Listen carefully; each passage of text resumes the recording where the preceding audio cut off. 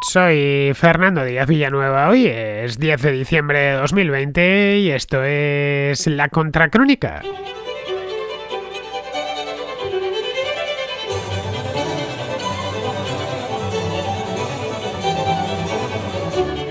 Se acerca el fin de año y muchos se preguntan hasta qué punto todo lo que ha sucedido a lo largo de 2020 en España, que ha sido casi todo malo o directamente pésimo, afecta a la coalición gobernante, la coalición de PSOE y Podemos, que cuánto le afecta en términos electorales, en términos políticos, en el día a día parece ser que les está afectando bastante porque no les dan tregua. Por otro lado, lo normal.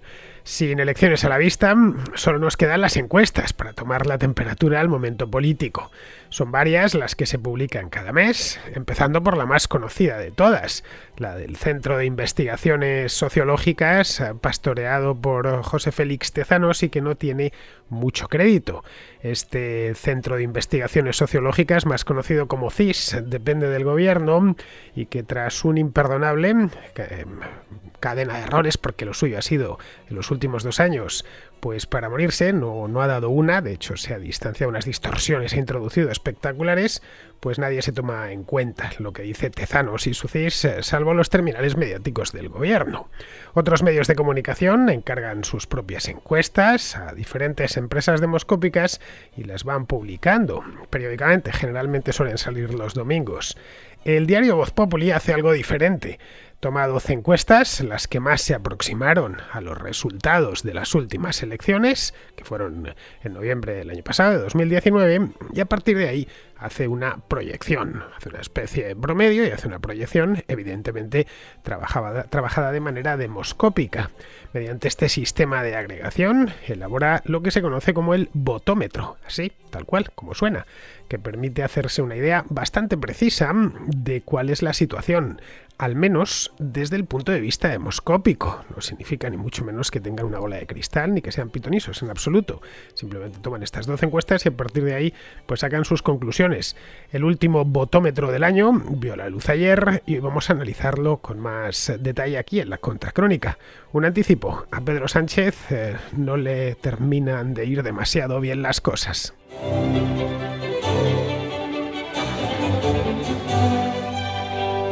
Es fácil suponer que, bueno, con la que está cayendo desde hace ya 9 meses y con la que aún queda por caer, porque a esta crisis provocada por la COVID-19 aún le quedan por escribirse unos cuantos capítulos que iremos viendo y deshojando a lo largo del año próximo. Algunos, los más pesimistas, dicen incluso que nos llegará hasta 2022 e incluso hasta 2023. No vamos a mirar tan lejos, pero vamos, el año próximo, el año 2021, sí va a ser un año especialmente complicado. Se van a tener que pagar todos los excesos y todos los errores que se han cometido este año, especialmente por parte del gobierno, que han sido unos cuantos. Bien, pues a pesar de que el año ha sido muy malo, muchos nos preguntamos, y creo que la mayor parte de los que estáis al otro lado del micrófono, cuánto está afectando esto al gobierno. Asumimos que el gobierno de Pedro Sánchez está ya muy desgastado, aunque la propaganda gubernamental, que es, como bien sabemos, muy machacona y repite a todas horas los mantras habituales, bueno, ya sabéis cuáles son, porque nos los repiten por tierra, mar y aire, los vemos escritos en los carteles publicitarios, nos los dan por televisión, en las páginas web de internet, en todas partes, cuñas radiofónicas.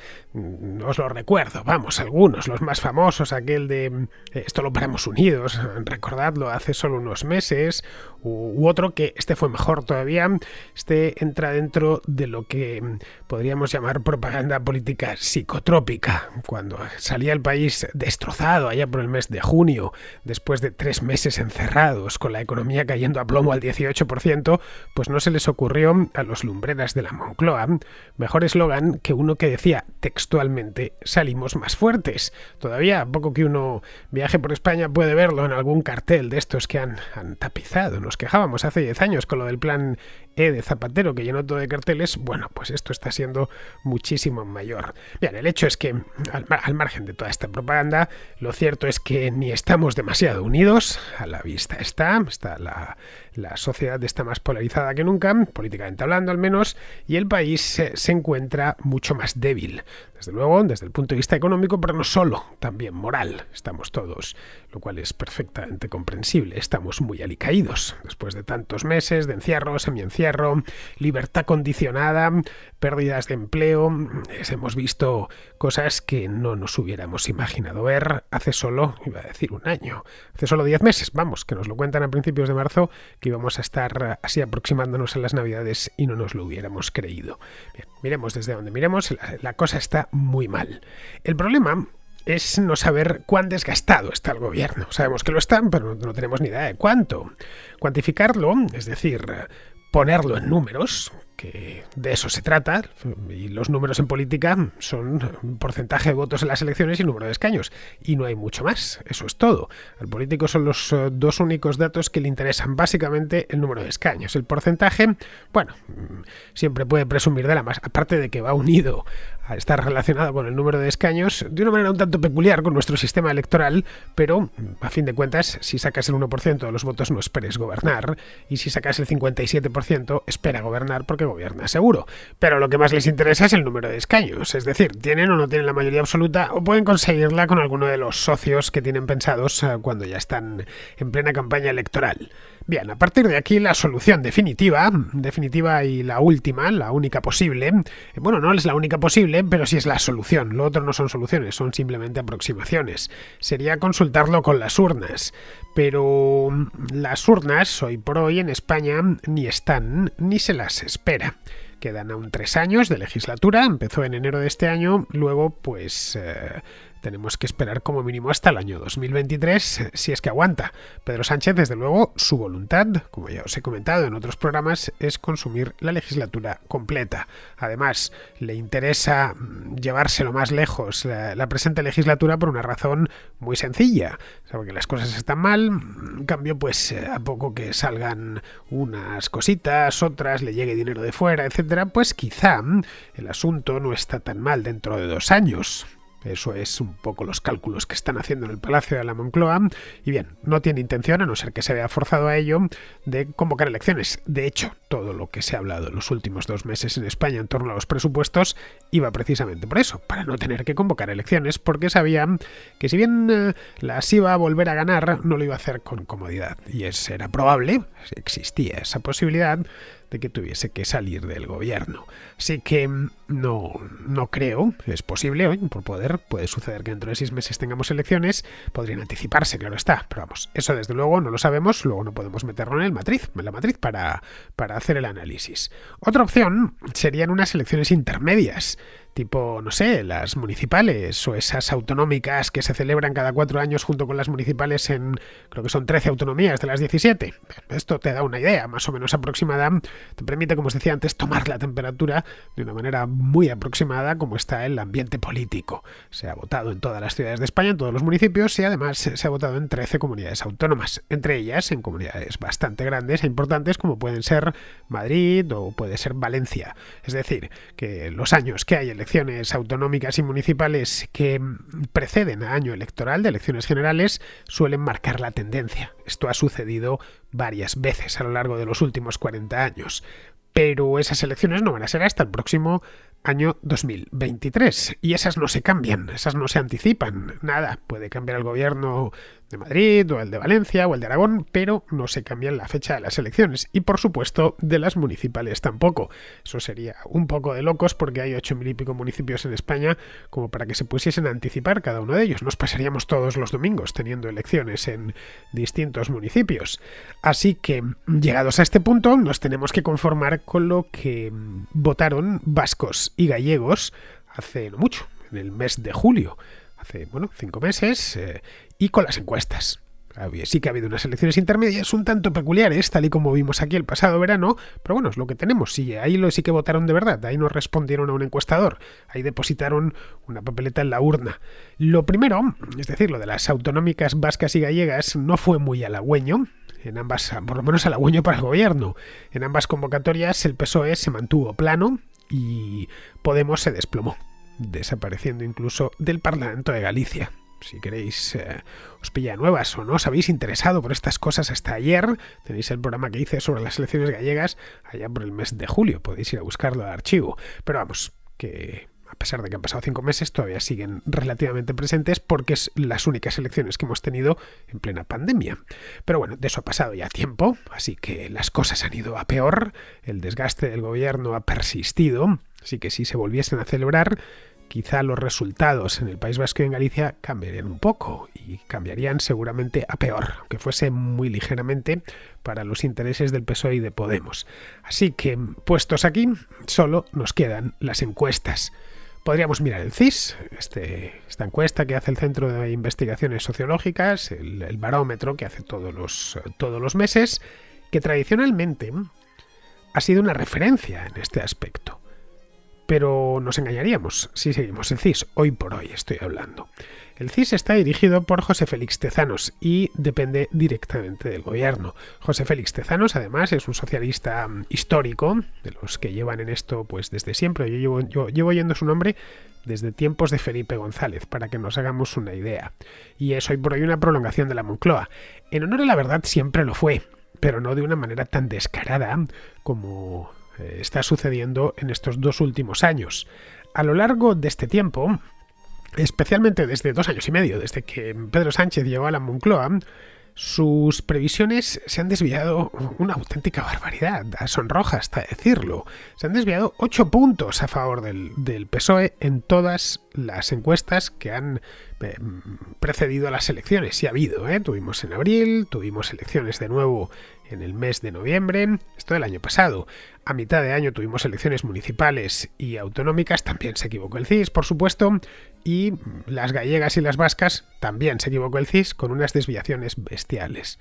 Claro, con semejante distorsión, una distorsión que además es sistemática, que vemos que sucede, no es que cualquiera se puede equivocar una vez, esto nadie está libre, pero caray, es que son muchas, son demasiadas. No es porque yo le tenga ojeriza a Tezanos, a quien no tengo el gusto de conocer, pero es que da un poco de vergüenza ajena. Dan ganas de llamarle por teléfono y decirle educadamente: señor Tezanos, disculpe que no me sonroje por usted, ya sabéis, aquello de Groucho Marx, porque es que los datos que dan no es que haya que agarrarlos con pinzas, es que directamente uno tiene que tomarlos con guantes de estos que emplean en las centrales nucleares, porque sabes ya de antemano que eso está completamente intoxicado. Bien, por fortuna no es la única encuesta electoral que se hace en España, la de Tezanos y el CIS. Casi cada periódico grande por lo menos en España, encarga sus propias encuestas. Lo hace periódicamente, no tienen una fecha fija como la del CIS, pero en fin, más o menos cada mes pues salen tranquilamente 5 o 6 encuestas grandes. Suelen hacerlas coincidir los periódicos con la edición del domingo, antiguamente porque se vendían más periódicos los domingos y era como el número especial. Hoy en día, que ya no se venden apenas periódicos de papel, pues para que el domingo haya algo que publicar, porque hay domingos francamente aburridos desde el punto de vista informativo. Bien, por desgracia, y esta es la realidad, suelen venir ligeramente mediatizadas, no al nivel de la de Tezanos y del CIS, pero sí ligeramente mediatizadas por la línea editorial de cada periódico. Es decir, las encuestas de La Razón pues cojean de un lado, concretamente del derecho, las del País del izquierdo. Y esto pues no te queda más remedio si quieres hacerte una idea, si no quieres hacer activismo en encuestas, no te queda más remedio que promediar. Y eso mismo es lo que hace Voz Populi en su denominado votómetro, que es un nombre muy afortunado, por cierto. Este votómetro se publica cada mes, desde no hace mucho, desde este mismo año, y yo cuando lo vi por primera vez me llamó mucho la atención. Es un sistema estadounidense que se está aplicando mediante el votómetro en España. De hecho, cuando lo vi por primera vez pensé a ver si antes de que termine el año preparo un programa sobre el votómetro. Pues lo que hacen es tomar las 12 encuestas que más se aproximaron a los resultados en las urnas y a partir de ahí, como os comentaba al principio del programa, hacer una proyección. El votómetro, obviamente, no creo necesario recordarlo, no son las tablas de la ley, bajadas del Sinaí, ni mucho menos, pero al menos incorpora mucha información demoscópica, mucha más que una encuesta sola, y eso pues nos da alguna que otra garantía extra.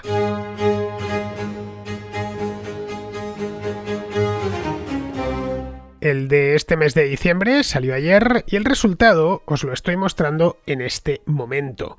No os iba a privar de al menos mostraros la gráfica principal, que la tengo aquí delante. Bueno, os la estoy mostrando, pero yo también la tengo delante de la pantalla. No sé si habréis oído el clic. Pues ese clic es que la acabo de abrir. Bien, como vemos, lo tenéis en YouTube, lo tenéis delante, y en el caso de que estéis escuchando esto a través de iVoox, podéis ir a buscar esta imagen, este gráfico, a la sección de comunidad dentro de la aplicación. Bien, como vemos, la semianilla inferior son los resultados del 10 de noviembre de 2019, las últimas elecciones. La semianilla del centro es el votómetro del mes pasado, el votómetro del mes de noviembre. Y la semianilla superior es el votómetro de este mes. Lo pone claramente ahí abajo, diciembre de 2020.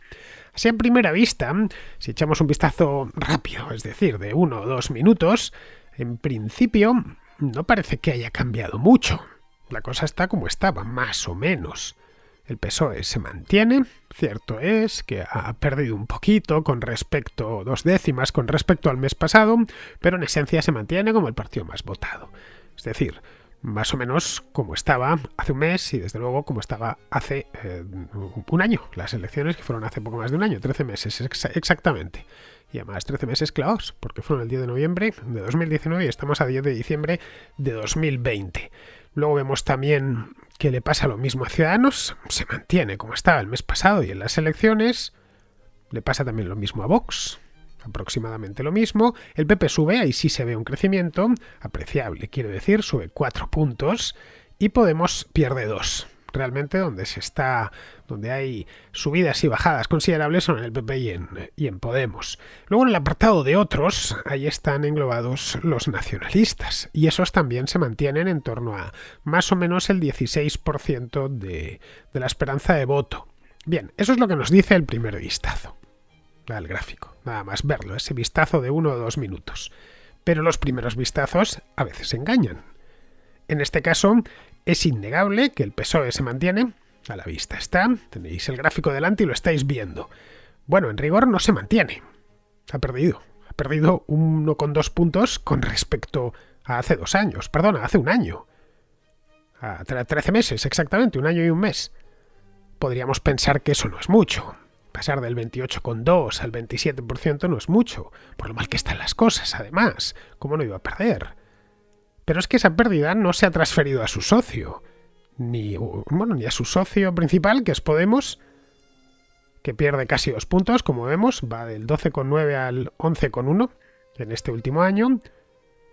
Pero es que tampoco se va a sus socios secundarios, que se dejan 2 décimas incluso, teniendo en cuenta que en este paquete de otros, en este apartado, entran los nacionalistas nacionalistas y regionalistas, vamos, todos los que no sean los 5 principales partidos. Y ahí evidentemente pues hay un poquito de todo, pero la mayor parte de escaños y de votos en ese apartado de otros sí que los pone Bildu, Esquerra Republicana, Junts per Catalunya, PNV, etc. Ahí es donde están prácticamente englobados todos.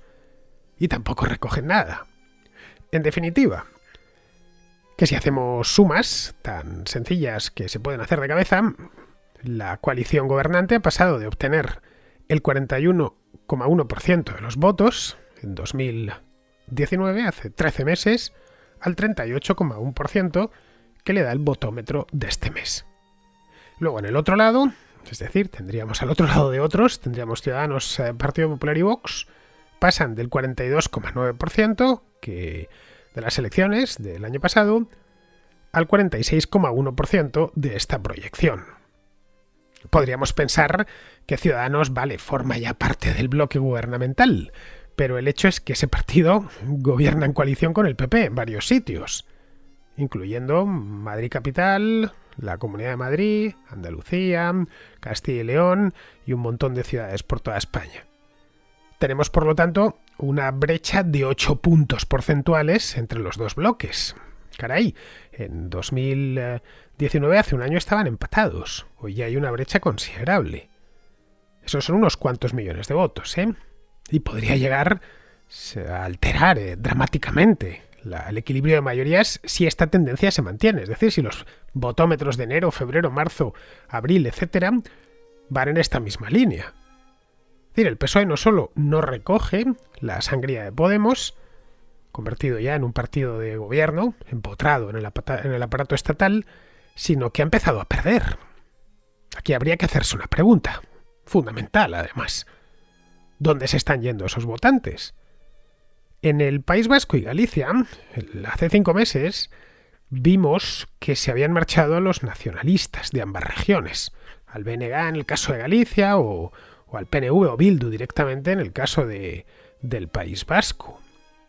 Pero esa válvula de escape, no existe en otros lugares de España, donde el nacionalismo regional no existe, caso por ejemplo de la Comunidad de Madrid, o es testimonial, qué sé yo, en Castilla y León o en lugares así existe, pero es algo testimonial, es muy pequeño y por supuesto rara vez consiguen no ya un diputado nacional, ni siquiera un diputado autonómico. Así que ahí probablemente lo que estén pensando es en quedarse en casa. No sería la primera vez que sucede, ¿eh? Sucedió en 2011, esa es la razón que explicó que Mariano Rajoy se hiciese con una mayoría maxi absoluta aquel año. Esta vez el descontento de izquierdas no puede capitalizarlo un partido que está a la izquierda del PSOE. No puede capitalizarlo Podemos, como hizo a partir del año 2014, cuando surgió aquel partido, porque está en el gobierno de una manera, además, muy visible. No puede negarlo. No es que estén ahí contra su voluntad o no dejándose ver demasiado, al contrario. Tratan de que se les vea todo lo que pueden. Están explotando los 4 ministerios que tienen al máximo. Por lo menos en horas de televisión son omnipresentes, parece que tienen 10, no 4. Hace un año, recordemos, ambos partidos agitaron el espantajo de la extrema derecha, señalando a Vox. Pero esa es una pistola de una sola bala. Vox, por lo demás, parece que ha venido para quedarse, tal y como estamos viendo en este votómetro. Vamos, que no es el flor de un día, como se pensaba al principio, como algunos dijeron al principio. Eso sí, del votómetro se desprende un dato preocupante para los líderes de Vox. No solo no crecen, se mantienen donde estaban, no se mantienen, bajan incluso un punto, del 15,2% en 2019 al 14,2%. En nuestro sistema electoral, y esto es importante remarcarlo, hay una barrera en torno al 14% de los votos a nivel nacional, que marca la diferencia entre llevarse 30 o 60 diputados.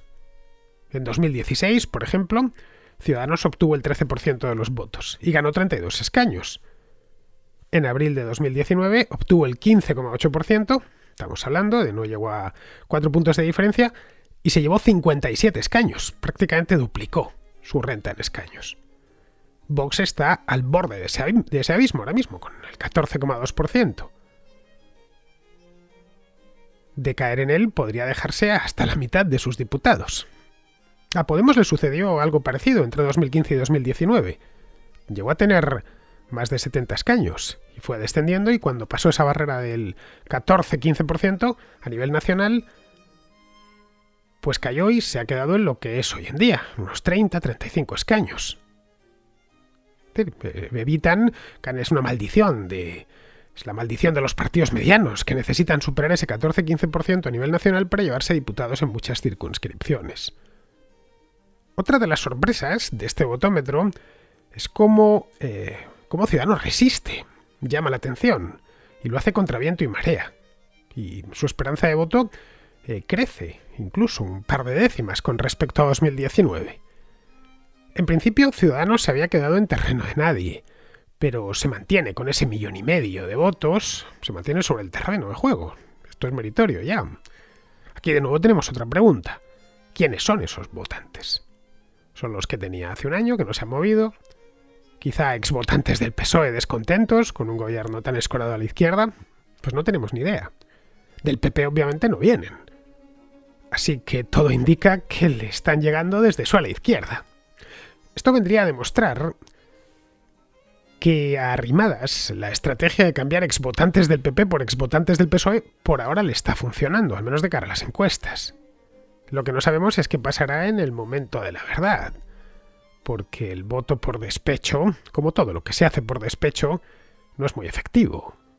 Delante de una urna, el desengañado pues quizás se arrepiente en el último momento y vuelve a su casa. Eso aún está por ver.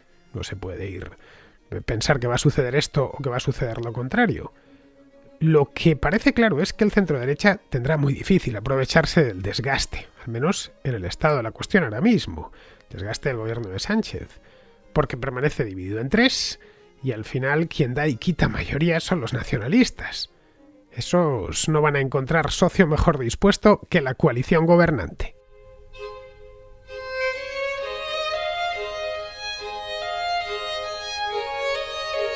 Vamos con la contrarréplica. Empezamos con Sebastián, que amplía el tema este de la oposición venezolana que hablábamos ayer. Hola Fernando, estaba escuchando tu contra de Suecia y su gestión de la pandemia y he escuchado un audio de uno de los oyentes que pregunta sobre la oposición en Venezuela. Bueno, aparte de las cosas que dijiste que son verdad, otra cosa que es verdad, que yo creo que la gente no sabe, es que realmente la oposición negocia. Es verdad que negocia con el gobierno, es verdad que al principio estaban separadas, pero bueno, ahora son la MUD y antes tenían otro nombre. Y detrás de las caras visibles de la oposición existe un grupo que manda, que sí son de la vieja política, son adecos de los de siempre, que son los que coordinan. Antes se llamaba Coordinadora Democrática, que son los que realmente mandan en las acciones que se toman en la MUD. Entonces, aunque las caras visibles sean María Corina o Leopoldo López o Capriles, los que mandan son 3 o 4 viejos que están allí dirigiendo todo. De esta gente, la cara más visible fue Ramos Ayub, que fue presidente de la Asamblea en 2016, que aparte de llegar y quitar los retratos de Chávez del Congreso, no hizo más nada. ¿Y por qué no hacemos nada? Porque es que esta gente negocia con el chavismo. O sea, a los chavistas les sirve, al gobierno chavista les sirve de carta de presentación para decir, mira, aquí hay democracia porque tenemos oposición y la oposición gana diputaciones y ganan cosas y tal. Y a ellos les sirve para mantener sus privilegios, para tener negocios, para salir y entrar, para seguir viviendo como vivían antes que, que estas plagas chavistas se montaran en el poder. Eso por un lado. Luego hay que tener en cuenta que en Venezuela el presidente, eso siempre ha sido así, es el comandante en jefe de las Fuerzas Armadas. Pero en el 2004, creo que fue en el 2002, no me acuerdo bien, del supuesto golpe de Estado que le dieron a Chávez, Chávez usó ese supuesto golpe para limpiar, para purgar las Fuerzas Armadas. Entonces, todas las personas que están en altos cargos en el ejército son personas afines al régimen, que viven del régimen, y esa gente no se le va a voltear al gobierno. Entonces, es una cosa que la gente tiene que entender. O sea, que el gobierno tiene el monopolio exclusivo de la fuerza.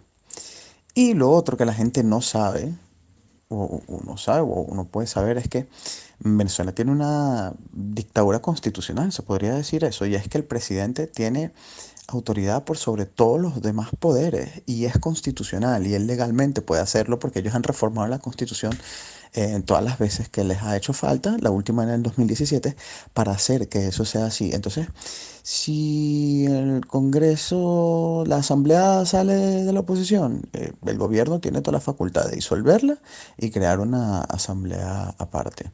Y ya está. Y esa es toda la historia. O sea, en Venezuela realmente no tiene ninguna salida legal en sus leyes posibles, ni militar tampoco, porque eso está todo súper controlado. Y Maduro, sale una asamblea opositora, bien, se crea su otra asamblea. Y por mucho que digan y esté mal, la constitución dice que él lo puede hacer. Sin embargo, ellos no matan a los otros, ni los llevan presos y tal, no, siguen cobrando sus sueldos de diputados y tal, y es lo que te digo, eso está todo súper negociado, eso se sabe de hace muchísimo tiempo que es así, este, y ya está, no hay más, o sea, frente a eso no hay mucho que hacer. Bueno, un saludo a todos. Bueno, Sebastián, es que el error en Venezuela fue de inicio, de concepción. Allá por el año 1999, el año 2000, cuando el país se encontraba en plena luna de miel con Hugo Chávez, lo que pudieron hacer durante esa luna de miel, pudieron poner el Estado a su antojo, empezando por una nueva constitución. Y a partir de ahí, pues aquello fue como un buffet libre. Tomaron al asalto la justicia, el ejército, cambiaron el nombre del país y le pusieron lo de República Bolivariana de Venezuela, que para los más jóvenes Venezuela antes se llamaba República de Venezuela sin más. Bueno, que hasta le añadieron una estrella a la bandera, creo que eran 7 y pasaron a ser 8, que son las que tiene ahora mismo. Ese poder omnímodo cabalgaba sobre los recrecidos ingresos del crudo, eso está claro, pero también sobre la complacencia de una mayoría de venezolanos, que veían en los chavistas pues una suerte de, no sé, de redentores, una cosa así. Cuando las cosas han venido mal dadas, Maduro no ha tenido más que emplear los poderes inmensos de los que disponía y la ausencia absoluta de contrapesos. La oposición no iba a ser menos, claro. Si han asaltado a la justicia, no iban a asaltar la oposición, por favor. A muchos les han comprado a lo largo de estos 20 años.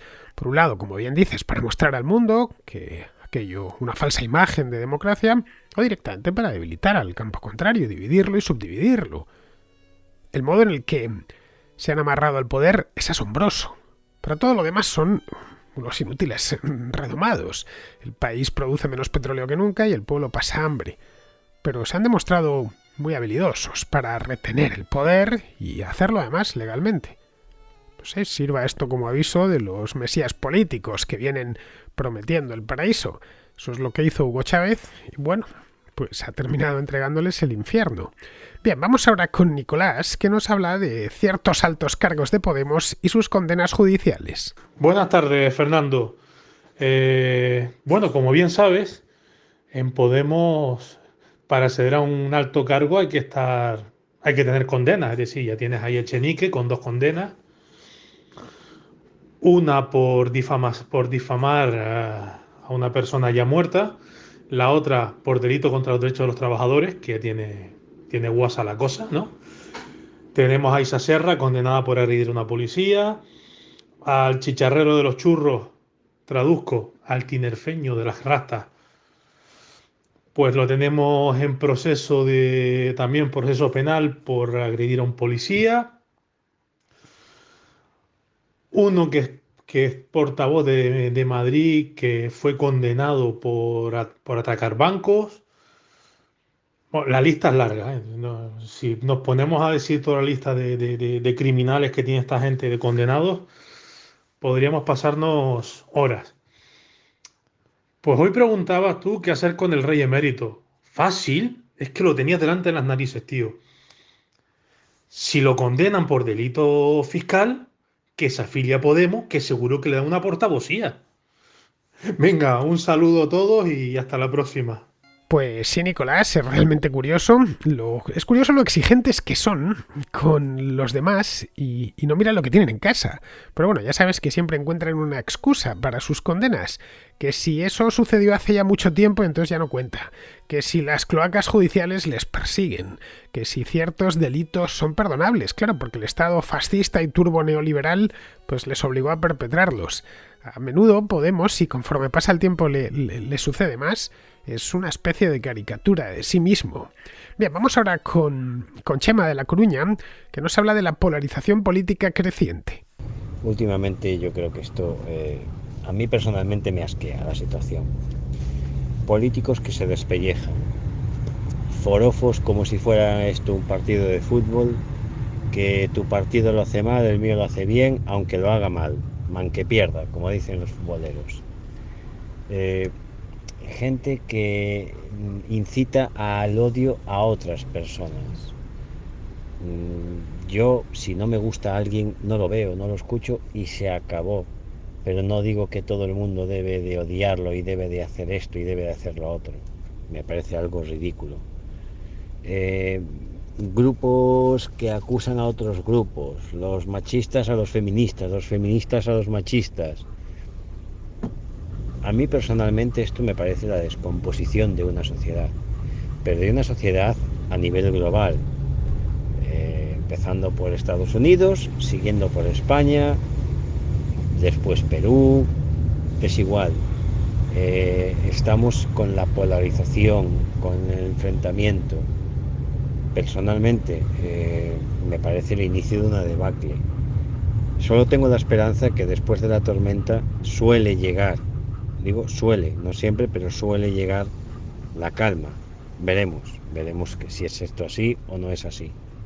pero me preocupa bastante que no llegue la calma y que esto solamente sea el principio de la tormenta. Bueno, Chema, eso siempre ha existido entre la gente politizada, ¿eh? Afortunadamente han sido siempre una minoría y siguen siendo una minoría. Eso sí, están todos en Twitter y en YouTube quemándose las cejas y peleándose entre ellos. Lo que sí tenemos ahora es partidos que claman abiertamente por la fractura social. En España esta deriva empezó con Podemos hace unos años, cuando vinieron con aquella matraca de los de arriba y los de abajo y el tic-tac, que vamos, parecía, lo ponían mucho en las redes sociales, que parecía que iba a estallar una bomba. Luego han continuado con eso perfeccionando la mezcla. Ahora los malos ya directamente son todos los que se oponen a ellos, aunque estén abajo, eso ya da igual, y los buenos pues son los que están de su lado. Y esto algo ha calado en la sociedad, pero no lo suficiente como para provocar una fractura. Esto afortunadamente. Te digo afortunadamente, una fractura es lo peor que puede tener un país, cuando se rompe la convivencia. ¿Cómo reacciona a eso? Pues ha surgido Vox, cuyo es pura reactancia social, Vox, cuyos militantes son tan activos e insistentes como fueron los de Podemos en su momento. Pero esta fractura aún no se ha producido a nivel general. Mira, yo soy muy observador. Y una de las cosas que he observado es que los temas de conversación que he observado a lo largo de los últimos meses, es que los temas de conversación, evidentemente se habla de la pandemia y de todas estas cosas, pero que los temas de conversación que escuchas de manera casual cuando vas paseando en una cafetería o en un restaurante, o cuando estás esperando que llegue el metro, rara vez están relacionados con la política. La mayor parte de la gente habla de sus cosas, sus afanes personales, vamos, sus proyectos, sus negocios, sus historias sentimentales, qué sé yo, sus aficiones. Es decir, lo normal en un país civilizado.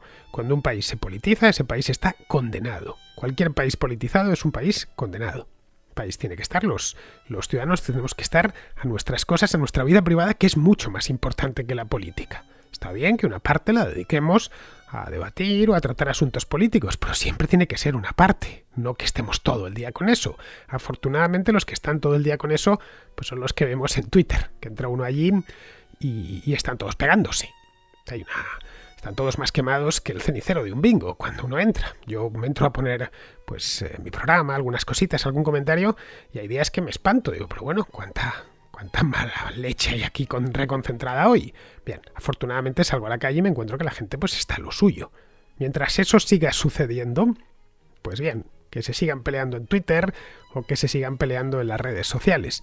No habrá trascendido a lo que de verdad importa, que es la convivencia social. Bien, vamos a ir terminando ya, vamos con Pizarro, que nos habla pues de esto del rey Juan Carlos, que el programa de ayer fue casi profético, porque unas horas después de que se publicase, el rey Juan Carlos anunció que regularizaba 600 y pico mil euros a través de lo que se ha dado en llamar vía monedero, con mucha retranca, es decir, que se ponía al día con Hacienda, un poco lo que comentaba yo ayer en el programa. Pero vamos a escuchar a Pizarro. El rey emérito está autoexiliado en Emiratos Árabes Unidos ante la repercusión pública de ciertos acontecimientos pasados de su vida privada. Su autoexilio proclama que se trata de conductas ciertas e inapropiadas merecedoras de reproche, que él considera que espía con este autodestierro. Y lo proclama porque cualquier otra opción exigiría su presencia en España para responder de lo hecho y defender sus votaciones que, por razón de su cargo, han de ser públicamente pulcras. El Borbón emérito se ha cobrado sus servicios a los españoles con abuso de su posición para enriquecerse. Asunto este difícilmente demostrable, pero palmario con su autoexpatriación. Los enemigos de la corona tratarán siempre de aprovechar las miserias de los coronados, pero de esas miserias son responsables ellos en exclusiva. Y la mugre que las acompaña manchan a los herederos y a la institución. Juan Carlos I, el bribón, no vive en el prestigio y el reconocimiento, no vive en España y no vive en actitud de servicio. Vive como ha vivido siempre, priorizándose, lo cual es muy humano, muy Borbón, pero poco regio. Un cordial saludo de Pizarro. Y con esto, queridos amigos, ya damos por terminada la contracrónica de hoy. Mañana es mañana es viernes, hoy es jueves, mañana es viernes, luego hay contrahistoria. Y os aviso ya, tenemos una contrahistoria muy especial. Hasta mañana, amigos.